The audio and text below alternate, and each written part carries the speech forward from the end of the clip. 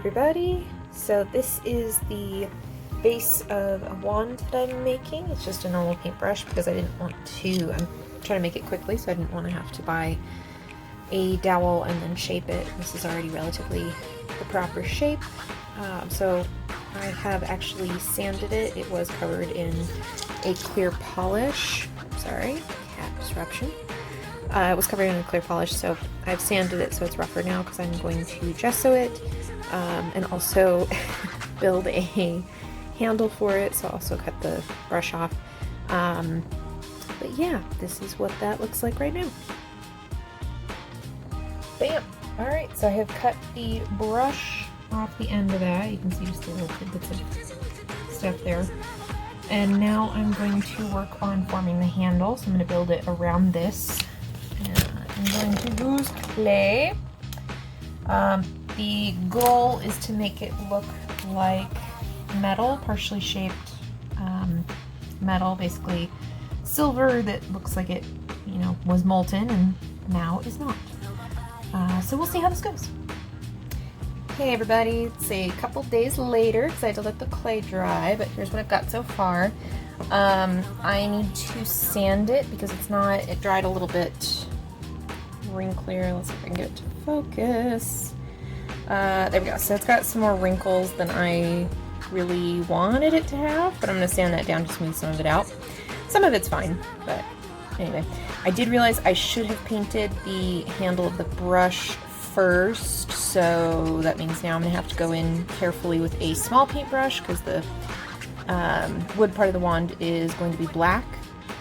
So, lesson learned, do that first next time. But what's cool is it's going to have this crystal in it. So when I did the clay shaping that, I did make it so that that'll fit snugly in there, and then I will just glue that in. So that's the current update for what I've got for, and focus, Professor Diamante's wand. There you go. Alright, so we are several days after making the handle, so it's all dry now and everything, and I have now painted this with black gesso, so that's the primer, so I'll probably end up having to go over it again with some black paint just to make sure that it doesn't chip or wear off or anything. I am going to sand this a little bit because there's a few parts that dried a little bit wrinklier than I actually wanted it to. And then I will be going over this white handle part with white gesso, just so that the silver paint has something to stick to. Okay, so now I have, I've got the black gesso on here, which I still have to go over probably with some more black paint, but I have painted the handle silver. What I did actually is there's a couple of different shades of metallic paint. I used tin first, and I hit kind of the shadowy points, so the parts where it looks like the metal is folded over, and I'll probably go back and actually add some more tin to that just to add a little bit more depth to the metal, maybe a little bit up here, we'll see. And then I just went over it with silver. I need to touch up, obviously got a little messy. The goal originally was to pull this handle off after it dried and then paint it separately.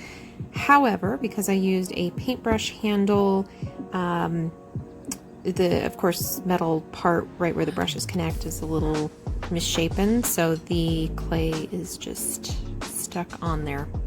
So I had to improvise. But anyway, I think it's looking pretty good so far, so I'm going to let it finish drying and then continue to add detail.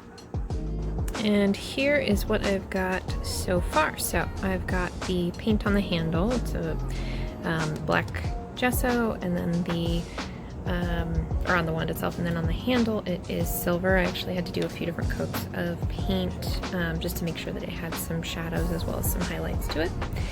And then also I wanted to make sure that it matched the silver paper here, so it's kind of giving the illusion of the silver pulling apart as it goes down the wand. So, gotta let that finish drying. It's mostly dried, but let it finish drying, and then I will start to put the finishing touches on it. It's done!